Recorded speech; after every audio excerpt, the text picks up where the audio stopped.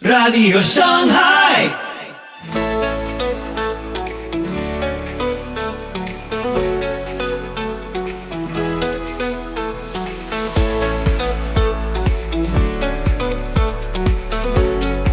Muy buenos días, muy buenas tardes, muy buenas noches. Soy Pipo Biglione. Muy bienvenidos a Radio Shanghai. Este es el episodio 490 de la 8ª temporada. Hoy, Cristo en mí con Fabián Liendo. Dios tiene un propósito por el cual Él creó todas las cosas.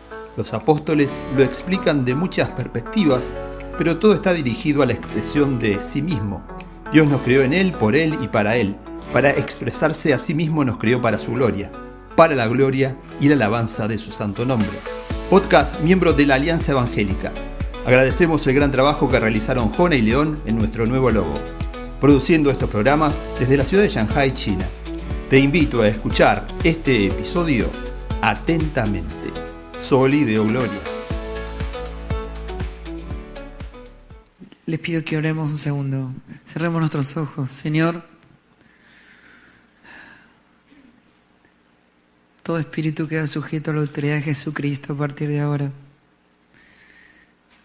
Que venga a nosotros tu reino.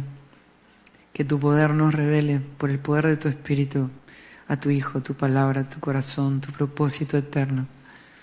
Que tu obrar poderoso y eterno nos transforme hasta el fin de los tiempos, para la gloria de tu santo nombre, para el progreso del Evangelio en todas las naciones. En el nombre de Jesucristo. Amén. Toda la escritura, de principio a fin, dice que Dios tiene un propósito por el cual Dios creó todas las cosas. Los apóstoles lo explican de muchas perspectivas, pero todo está dirigido a la expresión de sí mismo. Dios nos creó en Él, por Él y para Él, para expresarse a sí mismo. Nos creó para su gloria, para la gloria y la alabanza de su santo nombre. Nos colocó en Él, nos hizo en Él, por Él y para Él, nos dio su ADN, su propia sustancia, para expresar su persona. La expresión de sí mismo, de todos sus atributos, es la expresión de su propia gloria. Un día el hombre menospreció esa gloria y fue destituido de la gloria de Dios. Entonces, ¿cómo lo resuelve el Padre? Envía a su Hijo. Dios se encarna. Y esa palabra, ese verbo se encarnó y habitó entre nosotros y vimos su gloria. Nos reúne en Él y nos devuelve de nuevo, siendo Él la esperanza de gloria, la única esperanza de ser devuelto a la gloria de la que habíamos sido destituidos. ¿Amén? Desde muchas perspectivas, los apóstoles van explicando esta realidad tremenda. Y una de ellas es que Dios hace la creación y nos hace a nosotros, particularmente en el centro de esa creación, con el objetivo de ser casa. Dios vino a ser morada en nosotros.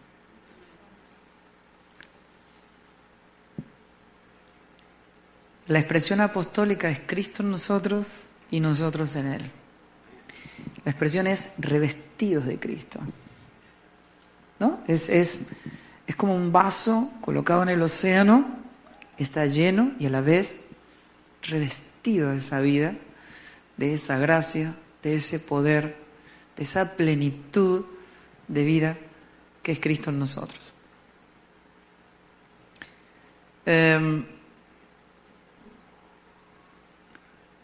Cuando los apóstoles hablan de esto, Pablo dice esto: Dios nunca, jamás reveló a un ser creado el propósito por el cual Él creó todas las cosas, hasta que escoge a Pablo. Lo arrebata del tercer cielo y le revela por primera vez a un ser creado el propósito por el cual Dios creó todas las cosas. Y Pablo dice, yo soy el apóstol escogido por Dios para revelar el misterio de su voluntad. Y dice, este misterio estuvo oculto desde tiempos eternos, desde los siglos y las edades, hasta que Dios me lo reveló a mí. Ese misterio es Cristo en nosotros. Esperanza de glorias. Ahora Él. Esto es muy importante porque la palabra en referencia a este misterio recorre todas las cartas apostólicas. Y lo que los apóstoles están diciendo es, esto es un misterio que está oculto al hombre natural. Solamente puede ser visto por la sabiduría divina, que no es nuestra, que está en Cristo. Para eso se nos concede una naturaleza que no es nuestra, que es eterna, que es divina, que es la naturaleza de Cristo, que habita en nosotros. Esa naturaleza tiene una mente, que es la mente de Cristo, y esa mente tiene una sabiduría divina. Los apóstoles le llaman sabiduría oculta. Esa sabiduría que está oculta al hombre natural es la que nos permite identificar lo eterno, lo que no se ve. Lo que el hombre natural no puede ver, oír ni entender. Pablo dice esto, el hombre natural no puede percibir, oír ni entender las cosas del Espíritu. Así que refiere a Jeremías y a Ezequiel referente al pacto eterno del Padre con el Hijo en la eternidad de Dios, les daré mi corazón. Impondré mi ley en su mente y en sus corazones. Y todos me conocerán. Todos me van a poder ver, me van a poder oír, porque yo soy esa naturaleza que va a ser impartida por el pacto eterno del Padre con el Hijo, ¿verdad? Dios lo consuma en la encarnación de su Hijo y nos identifica a nosotros, los que estamos en Él, en su crucifixión, muerte, resurrección y novedad de vida. Fuimos crucificados juntamente con Él, muertos juntamente con Él y resucitados juntamente con Él para poder experimentar la plenitud de vida que ya está en Cristo en nosotros. ¿Me están siguiendo, verdad? Si hablo difícil, me lo dicen. ¿Tienen libertad para levantar la mano? ¿Estamos en casa?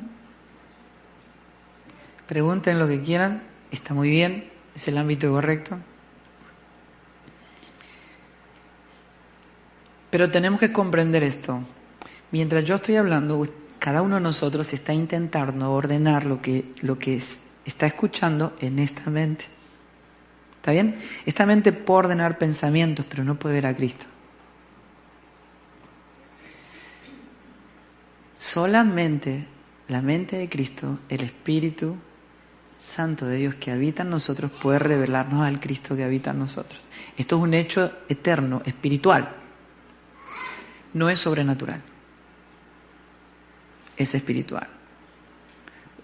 ¿Quién de ustedes sabe que lo sobrenatural no es espiritual? ¿Quién lo sabe? ¿Alguien lo sabe? ¿Lo explico o no? Ok. Lo espiritual es eterno, ¿verdad? Lo natural es temporal. Pero eso sobrenatural no es eterno, no es espiritual. Dios resucitó a Lázaro para que se vuelva a morir, porque su sustancia seguía siendo natural. Dios te puede sanar de cualquier enfermedad, pero te vas a volver a morir, porque seguía estando en un ámbito natural. No es espiritual, no es eterno. ¿Se entiende? Ok. Pero todo lo que va a Cristo no muere nunca más. ¿Está bien? ¿Qué quiere decir? ¿Por qué Juan le decía a los milagros señales? ¿Qué es una señal? Un indicador que te direcciona a algo o a alguien. ¿No es cierto? Vos venís y decís, ¿dónde está tal persona? Te dicen, allá. ¿Está bien? Estás señalando. Los milagros son señales que indican una persona. ¿Está bien? Entonces Jesús sana 10 leprosos. Se sanan los 10. Pero 9, después de recibir el milagro, van a recuperar sus vidas. Y uno solo dice, che, miren que el que nos sanó no está para allá, está para allá.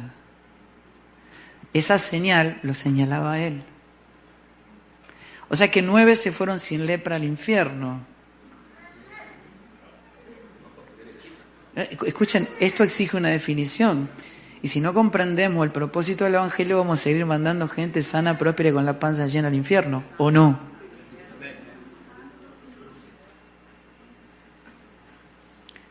Voy a darles un ejemplo para que ustedes me comprendan. ¿Cuál es el misterio que estuvo oculto desde tiempos eternos? Yo le hago una pregunta, por ejemplo. ¿Quiénes de ustedes alguna vez, orando, le dijo, Señor, dame paciencia? La verdad. ¿Todos tenemos suegra o no? La mayoría. Levanten la mano quien alguna vez dijo, Señor, dame paciencia. Ok. Yo le voy a decir, ¿cuál es el motivo por el cual uno le pide paciencia a Dios? Un solo motivo. No hemos visto, no se nos ha revelado el misterio que estuvo oculto desde tiempos eternos. ¿Lo saben? Gálatas. Amor, gozo, paz. Ahí, quédense ahí, está bien. Mientras sepamos que estamos pidiendo lo que ya nos fue concedido, ¿sí o no? Y si uno pide algo que ya le fue concedido, ¿qué está haciendo? Perdiendo el tiempo, ¿verdad? Si esperás un bus que ya pasó, ¿qué haces? Estás perdiendo el tiempo, ¿verdad? Esto ya aconteció en Cristo. Solo que no se nos... Es como que si este micrófono orara todo el tiempo diciendo, Señor, haceme un micrófono, haceme un micrófono, haceme un micrófono. El Señor dice, mira, lo que me estás pidiendo yo ya te lo di, solo que no se te revela. ¿Me están siguiendo? Ok. Por algo es un misterio. Tu mente natural no lo va a poder ver. Esto es un hecho eterno, espiritual, que solo puede ser revelado en nuestro espíritu. Y para que eso me acontezca, yo tengo que derribar todo argumento que está acá, amén, ¿entienden? Rendirme a la obra del Espíritu. Porque todo lo que el hombre no ve y no conoce de Dios, lo imagina. Y cada vez que Dios tiene que poner verdad, tiene que derribar todo aquello que fue construido por la imaginación humana. Les voy a dar un ejemplo que les va a servir. Cuando yo era chico, yo ya estoy grande, ¿verdad? Pero cuando era chico, cosa que esta generación no hace, por supuesto, jugaba con soldaditos de plástico. Esta generación lo conoce por Toy Story, más o menos. Ahí hay soldaditos de plástico, ¿verdad? Los soldaditos de plástico para nosotros eran como un mundo imaginario. Ahora, imagínense. Supongan que ellos tienen su propia vida de plástico. Y yo quiero comunicarme con ellos. Entonces, para que ellos sepan que hay otra vida, que es una vida real, de carne y hueso, yo digo, ¿cómo hago para comunicarme? Entonces, agarro y le muevo como una especie de montaña de plástico así, y ellos dicen, tremendo, o sea, se movió la montaña, una locura, ¿verdad? Y yo digo, no, es real. Entonces agarro un soldadito que se le salió el brazo y se lo pongo. Y dice, no puedo creer, me creció el brazo. Y se dividen entre ellos. Entre los que creen que pueden crecer los brazos y los que no pueden, y los que no creen que crecen los brazos. Y hacen especies de denominaciones. Y empiezan a estudiar en sus libritos a ver si Dios dice que crecen los brazos o no. Y yo le digo, no, miren, eso para mí es una tontería, pero Para ustedes parece un milagro, pero es una tontería para mí. Yo lo que quiero es que ustedes sepan que hay otra vida. Pero ellos no entienden. Entonces, ¿saben qué hago yo? Me convierto en un soldadito de plástico. Y voy a ellos. Pero como yo vengo de otro mundo, de una vida real, les hablo de mi vida, de la vida real. Entonces, cuando yo le digo, por ejemplo, en el hombro la palabra río, ellos me dicen, sí, nosotros sabemos lo que es un río. Y me muestran un pedazo de plástico azul. Y digo, no. Eso es como una maqueta, o sea, es una figura, un tipo, pero eso no es un río real. Hay un río real. Y entonces le digo, yo lo que quiero es que ustedes vengan a mi mundo, que ustedes conozcan mi casa. Y ellos dicen, no, nosotros sabemos lo que es una casa. Y me muestran una casita de plástico. Ellos digo, no. Cuando Jesús vino a nuestro mundo, Él vino, según los apóstoles, como el hombre del cielo. Y habitó en un envase igual al nuestro. Y entonces Él le decía a la mujer samaritana, yo tengo para darte un agua de vida, que si probas de ella, nunca más vas a tener sed. Y ella decía, ¿pero qué? ¿A dónde? ¿Hay otro pozo? ¿Dónde? ¿De dónde vas a sacar agua? El Señor le decía a Nicodemo, tenés que nacer de nuevo. Y Nicodemo, que tiene una mente natural, que decía, ¿cómo un hombre grande puede entrar en la panza de su madre? No, Nicodemo. Lo que es de la carne, carne es, pero lo que nace del espíritu, espíritu es. Lo que es plástico, es plástico.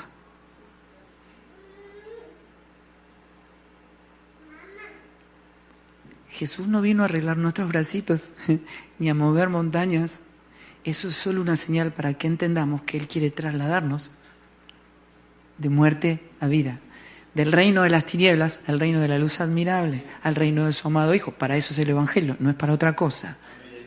Lo demás son señales para que comprendamos para qué existe el Evangelio verdaderamente.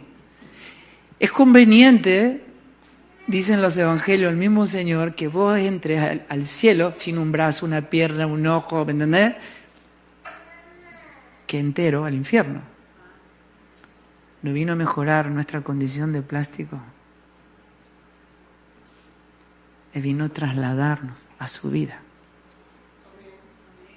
donde está todo. Yo no sé cuántas veces llegamos a temblar entendiendo qué significa el Evangelio, quién es Cristo en nosotros. Ahora yo le hago esta pregunta. ¿Cuántos de ustedes, ahora no tengan miedo de levantar la mano, ¿verdad? ¿Cuántos de ustedes le dijeron, Señor, dame fuerzas? Amén. ¿A qué no saben por qué? Ya lo pueden decir. Porque no se le reveló el misterio que estuvo oculto de tiempos eternos. Es Cristo en nosotros. Seguimos actuando como si Cristo no hubiese muerto y resucitado. Estamos ignorando la cruz. Estamos ignorando el poder que opera en la cruz del Calvario.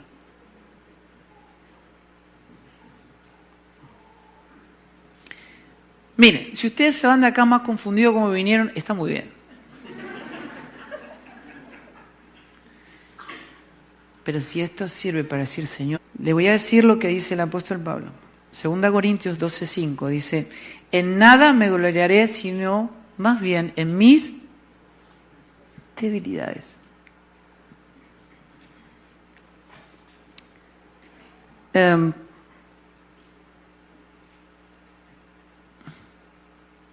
¿Realmente nosotros creemos que Dios nos hace fuertes?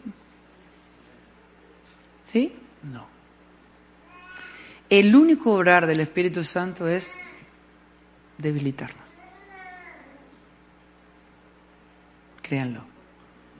Lo dice toda la Escritura. ¿Por qué? Porque nuestra naturaleza es oscuridad. Escuchen, la naturaleza del hombre no está oscura, es oscuridad. no está enemistada con Dios, es enemistad con Dios. Nunca es un adjetivo, siempre es un sustantivo. Cuando el hombre pecó, murió y se convirtió en pecado. El hombre peca porque está constituido en el pecado. Es su naturaleza. ¿Está bien? Y el apóstol Pablo explica esto. Miren, aquello que quiero hacer, eso no hago, y lo que quiero hacer, eso no hago. Y descubro que hay una ley que mora. ¿Me escuchan? Una ley que mora en mí. Es la ley del pecado. Mora en mí. Entonces Pablo viene de esta revelación y dice, muchachos, encontré al enemigo. No está fuera de nuestro, está dentro de nuestro. No es tu suegra, no es tu jefe, no es tu pastor, no es tu esposo ni tu esposa. Es la carne. No, pero me hacen enojar. No es tu hermano, es tu carne. Sí. ¿Qué es Cristo en nosotros? Es el justo muriendo por los injustos. Es el inocente pagando por el culpable. Es aquel que ama a quien no lo merece. El que da la vida por aquellos que le dieron la espalda. Eso es Cristo en nosotros. ¿Amén o no? No estoy diciendo nada que ustedes no sepan, ¿verdad? Ahora, sabemos nosotros esto, que las dos naturalezas viven adentro nuestro. Pero Pablo dice esto, muchachos, Cristo y el hombre natural habitan en nosotros. Coexisten. Son opuestos, no se pueden mezclar, se repelen, pero coexisten. Para que Cristo sea formado en tu vida, tu hombre natural, que está dentro de tuyo, tiene que estar crucificado. Y Pablo dice, yo, Pablo, estoy crucificado a las 24 horas. Para que no viva yo, sino que viva Cristo en mí. Eso es evangelio.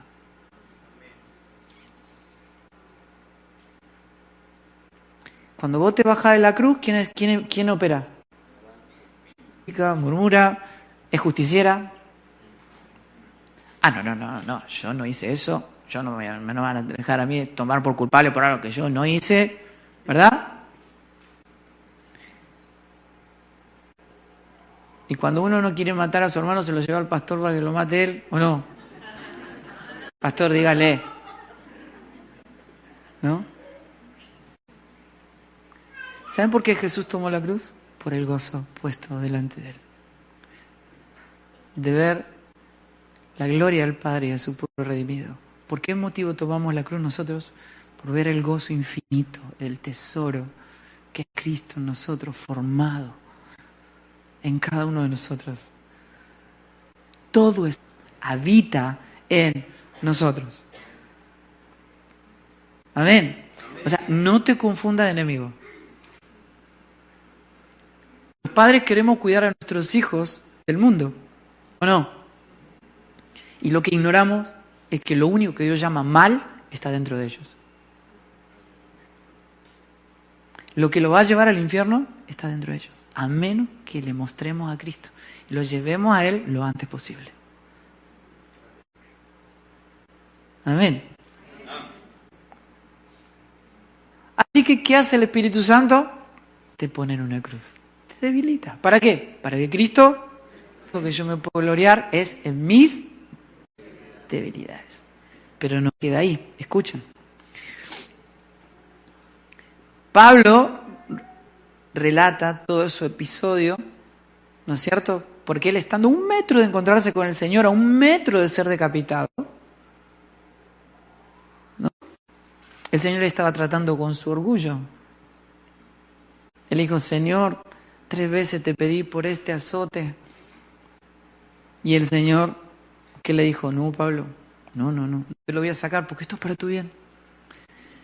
Es por tu orgullo. Es para que no te enaltezcas sobremanera por la grandeza de tus revelaciones. ¿Sabes por qué? Porque no fuiste vos no hiciste nada, lo hice todo yo. No te agrandes.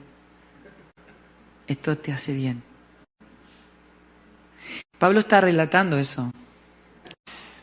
O sea que, a menos que el Espíritu Santo te debilite, vos nunca vas a experimentar el poder de Dios.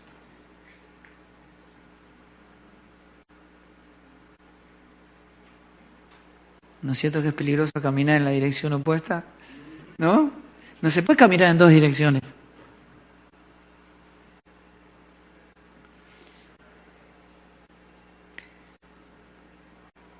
Mi poder se perfecciona en debilidad.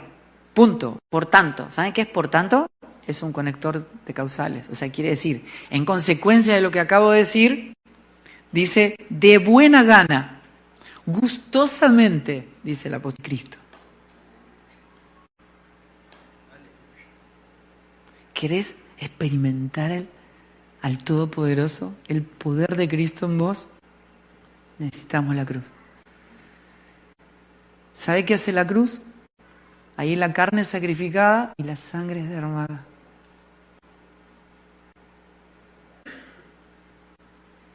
Pero cuando yo estoy identificado en su muerte, se manifiesta en mí el poder de su resurrección.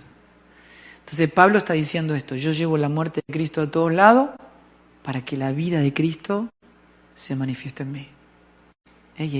Cuando yo me manifiesto débil, Él se manifiesta fuerte. Cuando me manifiesto identificado con la muerte de Cristo, el poder de Dios, la vida de Dios, el poder de su resurrección se manifiesta en mí. ¿Sí? Por lo cual, escuchen, por amor de Cristo me gozo.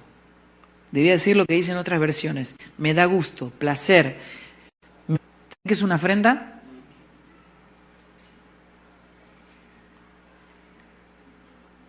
O sea, vos cuando alguien te trata mal, te dice algo que no le gusta a la carne, ¿verdad? Te enojas, te ofendés, te quedas raro, te quedas, no, yo lo tengo que amar, pero algo quedó ahí, ¿verdad? ¿No? Él dice, no, yo me gozo en la ofrenda porque mata a Pablo, lo mata a Pablo.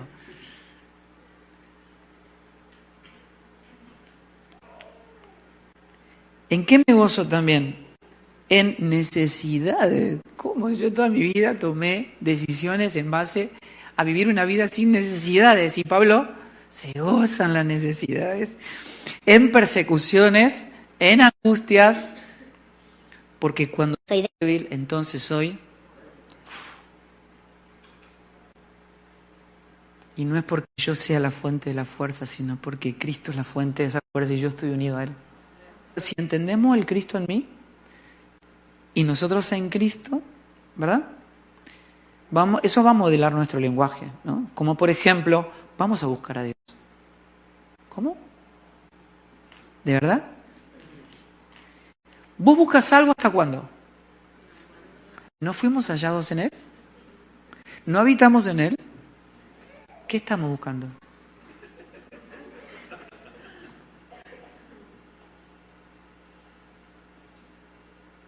Vamos a pasar tiempo con Dios. Este es nuestro tiempo con Dios. Yo te pregunto, por ejemplo, ¿tus ojos pasan tiempo con vos? ¿Vos sos un miembro de Cristo? ¿Somos miembros de su cuerpo?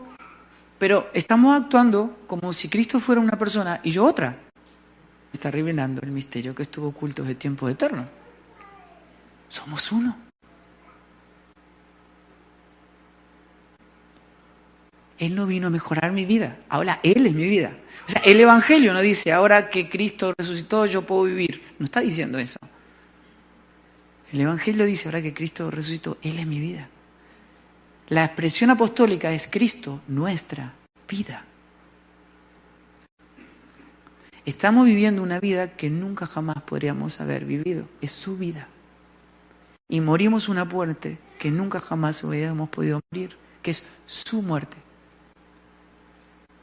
Cuando Él murió, nosotros no tuvimos una muerte individual. Nosotros, cuando Él murió, morimos en Él. Es una muerte corporativa.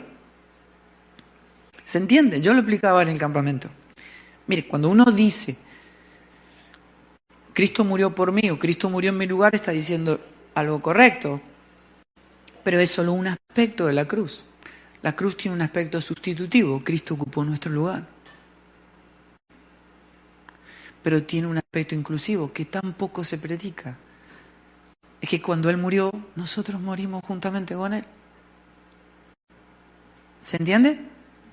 O sea, yo doy este ejemplo. Suponga que viene la muerte, que viene como si fuera un tren, y el Evangelio no es Jesús sacándonos de la vía y muriendo Él en nuestro lugar. Eso no es Evangelio. Cuando viene la muerte, Jesús sabiendo que nos va a llevar puesta la muerte, Él viene, nos reúne en Él. Cuando viene el tren de la muerte, Él muere y nosotros vamos a experimentar la novedad de vida, la plenitud de vida, que es Cristo en nosotros. Y el apóstol Pablo dice, y vosotros estáis muertos. ¿Está bien? Entonces ahora que estamos por lo menos, se nos está un poquito de luz. Yo sé que ustedes le están pegando al clavo, digamos, ¿no? ¿Cuántas veces hay que pegarle un clavo? La carne se va a caer. ¿Ustedes saben qué van a decir? ¿Cómo puede ser que no lo veía? Siempre estuvo ahí, tan simple, tan fácil, ¿verdad? Ahora parece que este pastor está hablando difícil, pero en un momento cuando, ¿entienden? Cuando se cae el velo, ya entiendo todo. Y era tan simple, es revelación.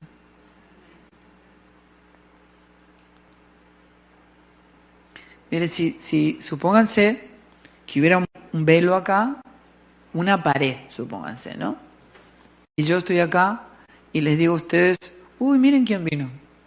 Y ustedes dicen, ¿quién vino? Y tal persona. Para mí está 1 metro, pero ustedes no lo ven porque hay algo que no les permite ver. Entonces me dicen, ¿cómo me preguntan? ¿Y cómo sabes tanto? No sé nada, lo estoy viendo.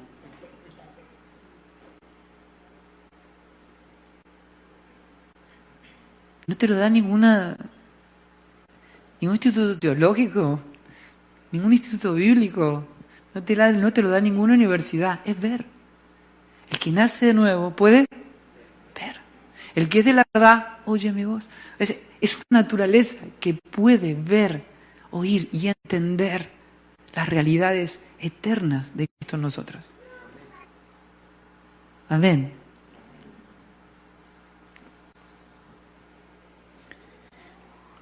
Y mira lo que dice el apóstol. En Gálatas 6:14 dice, pero lejos esté de mí gloriarme, sino en la cruz de nuestro Señor Jesucristo. ¿Entienden? O sea, Él nos está gloriando en logros personales. ¿Saben qué dice Él de sus propios títulos? Fariseos de fariseos, hebreos de hebreos, ¿saben qué dice? Lo he estimado todo por pérdida. Todo por basura. Lo que el mundo considera currículum, ¿saben? Para mí es basura. ¿Saben qué es lo único que me puedo gloriar? Dice el apóstol Pablo, en esa cruz que me mata todos los días para que no sea yo, sino que sea Cristo en mí. Así que cuando uno entiende esta verdad, no se dedica a soportar la cruz, empieza a amar la cruz. ¿Saben por qué? Porque ahí es donde nos acontece todo lo que es Cristo en nosotros. Entonces uno se pregunta, he pasado tanto tiempo en el Evangelio y yo no puedo terminar de experimentar esa plenitud de vida. Claro, es imposible. Porque nadie puede actuar como Cristo. El Evangelio no somos personas tratando de actuar como Cristo. Nadie jamás va a poder actuar como Cristo. Nadie. El Evangelio es Cristo actuando en nosotros. Es su obrar, no es nuestro obrar, es su obrar. Amén. Explico esto y termino. ¿Estoy hablando mucho? Ok. Estamos, por gracia del Señor, haciendo la obra del Señor, ¿verdad? Ahora yo les pregunto a ustedes, por ejemplo, ¿es lo mismo decir estamos haciendo la obra del Señor o el Señor está haciendo la obra en nosotros o a través nuestro? ¿Verdad? No es lo mismo. En la primera expresión nosotros estamos haciendo la obra, ¿quién la está haciendo? En la segunda expresión, una obra humana, el otro es una obra divina. ¿No es cierto? ¿Hay diferencia? Toda. Lo que Dios dice en la iglesia, no hay un obrar humano. ¿Saben qué está diciendo? Ni vos, ni yo, ni nadie puede hacer algo para Dios. El obrar lo produce. Ahora fíjense, el Salmo 100, ¿está bien? Ahora el Señor viene y dice en Marcos capítulo 10, verso 45, dice, el Hijo del Hombre no viene para ser servido. ¿En qué quedamos? ¿Hay que servirlo o no hay que servirlo? ¿No? Y cuando uno ve una contradicción como esta, ¿qué hay que hacer? Cavar profundo. Hay que cavar profundo. Lo que está diciendo el Señor no es que no hay que servir. Es que hay una manera de servir a Dios que le deshonra y hay una que le glorifica. Entonces hay que saber a qué. Dice esto, miren, el Dios que hizo el mundo y todo lo que en él hay, puesto que es el Señor del cielo y la tierra, no mora en templos hechos de manos de hombres, ni es honrado, otra versión dice, y no puede ser servido por mano de hombres. Como si él necesitara de algo. ¿Ustedes creen que Dios necesita de algo? Mucho menos de nuestro servicio. Diario, los únicos beneficiados en el Evangelio somos nosotros. Y Pablo dice esto, en 1 Corintios 9:16, dice, porque si predico el Evangelio, no tengo de qué jactarme, no tengo de qué gloriarme. ¿Saben por qué predico el Evangelio? Porque me es impuesta necesidad. Y ay de mí si no predico el Evangelio. ¿Entienden lo que está diciendo? ¿Saben cuántas cosas en la agenda hoy no me tengo que olvidar de respirar? No, no se puede. Hoy no me tengo que olvidar de comer. ¿Por qué? Porque va a llegar la hora y va a picar el bagre, ¿verdad? ¿Vos, no? Porque lo necesitamos para vivir. Pablo dice, hay una vida dentro de mí que está fluyendo, no me permite estar ocioso. No puedo evitarlo, me es impuesta necesidad predicar el... ¿Entienden? ¿Saben por qué predicamos nosotros? No porque Dios lo necesite, sino porque lo necesitamos nosotros.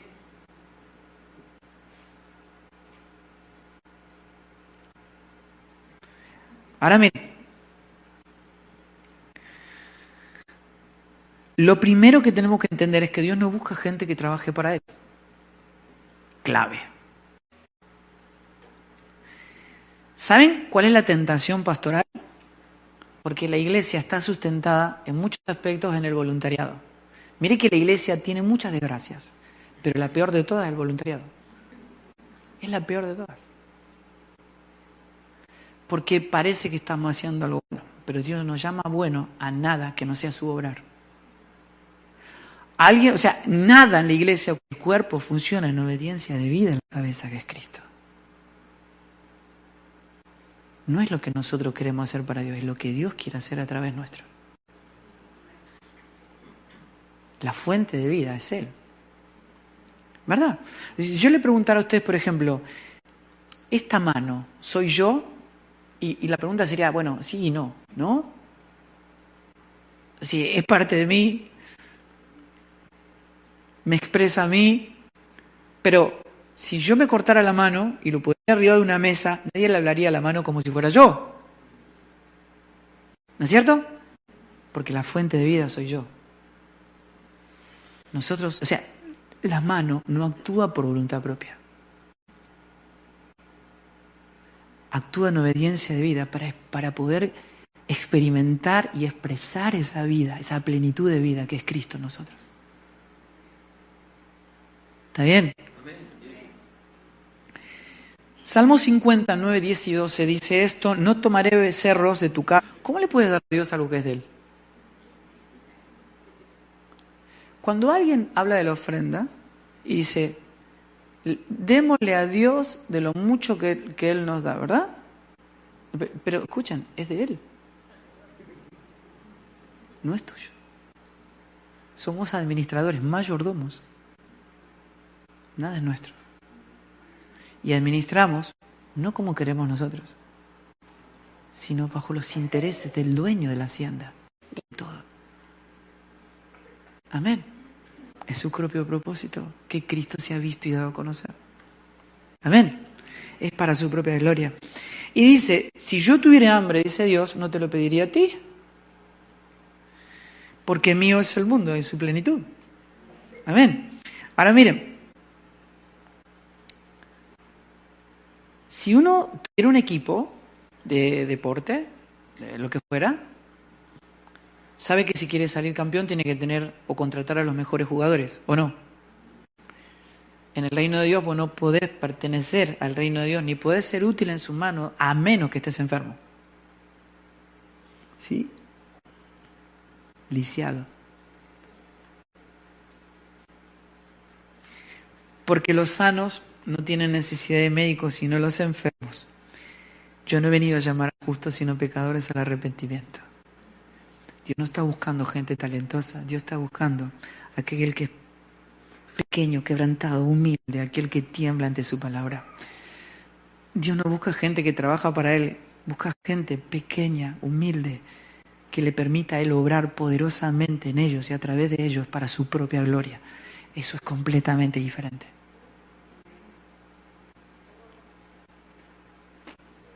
Ahora, miren este pasaje, Romanos 4 y 5. Dice esto: porque al que obra no se le cuenta el salario como gracia, sino como... Verso 5. Mas el que no obra, sino que cree en aquel que justifica al impío, su fe le es contada por... Escuchen, ¿saben qué quiere decir esto? Que el obrar de Dios depende exclusivamente de que no obremos.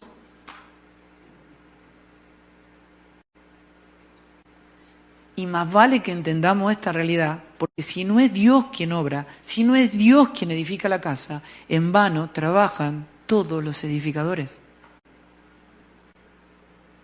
Lo que hacemos para Dios es nada, a menos que sea Él quien lo está haciendo. Les doy un ejemplo en relación a este pasaje. Ustedes van a un restaurante y el, ¿cómo le dicen? Mesero, ¿qué hace? Te sirve. Pero cuando termina el mes de trabajo, no le regalan la plata. Es un salario. ¿Por qué? Porque trabajó. No es gracia. Es deuda. Trabajó. Mas el que no obra, el que no trabajó, sino que cree en aquel que justifica al impío, su fe le es contada por justicia, por gracia. La justicia de Cristo, que alguien pagó por vos. Vos tenés, o sea, entiendo, ustedes comen en un restaurante, ¿sí? Y después dicen, no tiene que pagar. Pero no es porque el dueño del restaurante te regaló la comida, sino porque alguien pagó. Hubo alguien que pagó nuestra deuda. Y ahora no es nuestro obrar. Y más vale que sea así, ¿me entienden? El apóstol lo explica para que nadie se gloríe. No hay un obrar humano.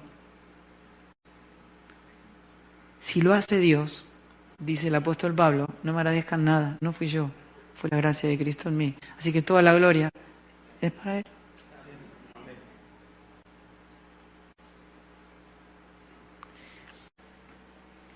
Miren, les doy este ejemplo. Supongan, un teléfono, ahora todos tienen teléfono y cambian teléfono todos los años. Bueno, y ahora supongan, este teléfono a mí me sirve. Particularmente me sirve, al igual que ustedes. Ahora, si esto estuviera arriba de un mostrador y un mueble y nadie lo usa, ¿serviría para algo? No. Más bien molesta. ¿De quién es esto? Si no lo viene a buscar, lo tiramos. ¿Bien, cierto? Okay. ¿Cuándo esto es útil? Cuando yo lo tomo en mis manos y lo utilizo para el fin para el cual fue creado, ¿o no? Jesús dijo, sin mí, nada podéis hacer. Cuando lo escoge a Pablo, ¿qué dice? Instrumento escogido me es este. Un instrumento no es algo que haga un trabajo. El trabajo se produce cuando hay alguien que agarra ese instrumento, esa herramienta. ¿Verdad? Entonces, ¿qué es el obrar de Dios? El obrar de Dios es cuando el Maestro nos toma en sus manos y Él es el que hace la obra para su propia gloria. Es bien distinto a que nosotros hagamos cosas para Dios, ¿no? Por fin lo entendimos, ¿no? Ahora, miren cómo cierra Pablo este pensamiento. Le voy a leer Romanos, antes que eso le leo Romanos 12:11 que dice, en lo que refiere a diligencia, no perezosos, fervientes en espíritu, sirviendo al Señor. ¿Saben por qué leo este pasaje? Para que nadie diga, Fabián dijo que no hay que servir. Yo no dije eso.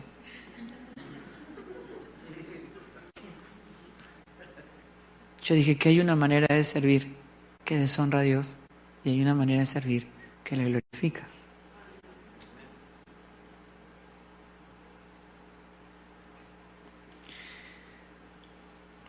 Hay un salmo, que es el Salmo 123, que para mí es poesía pura, que dice, 123:2, dice, he aquí, como los ojos de los siervos miran la mano de sus señores, y los ojos de la sierva a la mano de la señora, así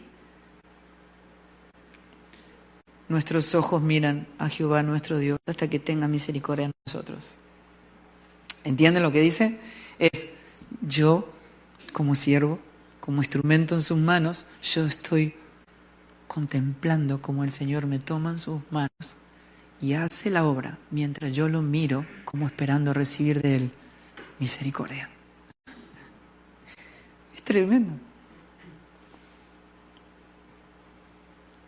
Porque es gracia, amados. Estamos disfrutando de algo que no merecemos.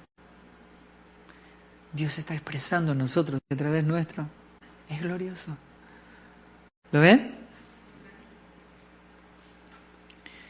Y Pablo termina diciendo esto. 1 Corintios 15, 10 y 11 dice, pero por gracia de Dios soy lo que soy, y su gracia no ha sido en vano para conmigo. Antes he trabajado más que todos ellos, pero no yo, sino la gracia de Dios conmigo. ¿Sabes lo que estaba diciendo Pablo? Estaba mirando a los corintios que te decían, yo serví más, no, yo serví más, no, yo trabajé más. Pablo dice, espere. Si vamos a hablar de trabajar, yo serví más de todos ustedes juntos. Pero lo que yo le quiero explicar es que no fui yo. Fue la gracia de Cristo en mí.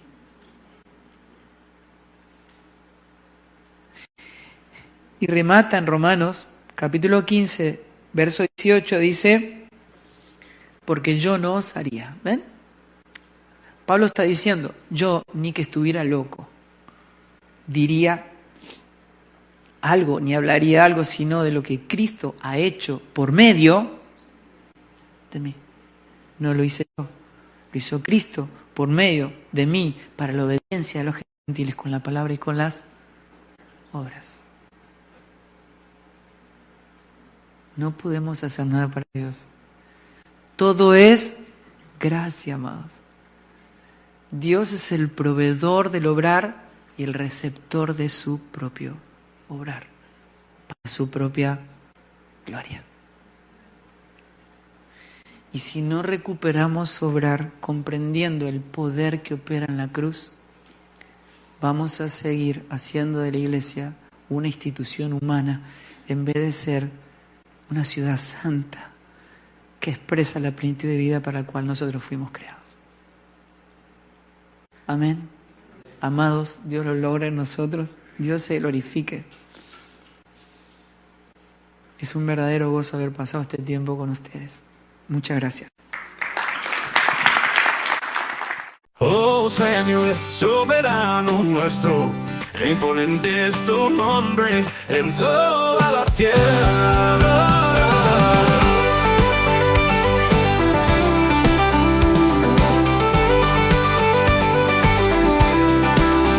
Has puesto gloria sobre los cielos, con la alabanza que brota de los labios de los pequeñitos.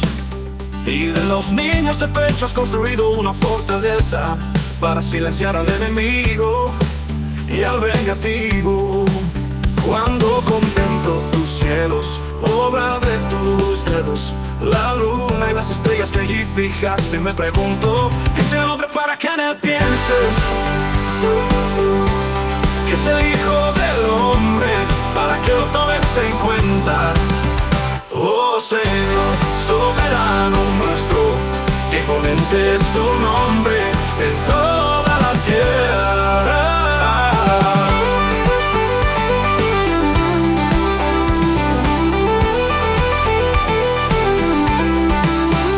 Has puesto tu gloria sobre los cielos, con la alabanza que brota de los labios de los pequeñitos. Y de los niños de pecho has construido una fortaleza para silenciar al enemigo y al vengativo. Cuando contemplo tus cielos, obra de tus dedos, la luna y las estrellas que allí fijaste, me pregunto, ¿qué es el hombre para que en él pienses? ¿Qué es el Hijo del Hombre para que lo tomes en cuenta? Oh Señor, soberano nuestro, que imponente es tu nombre en toda la tierra.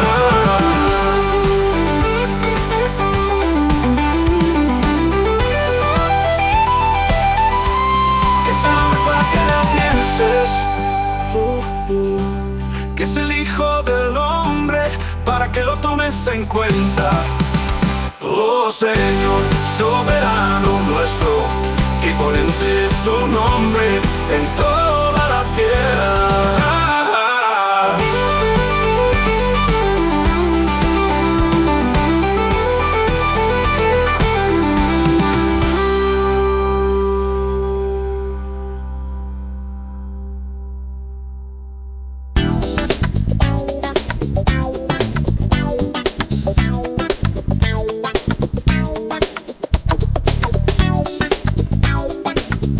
Gracias por escucharnos.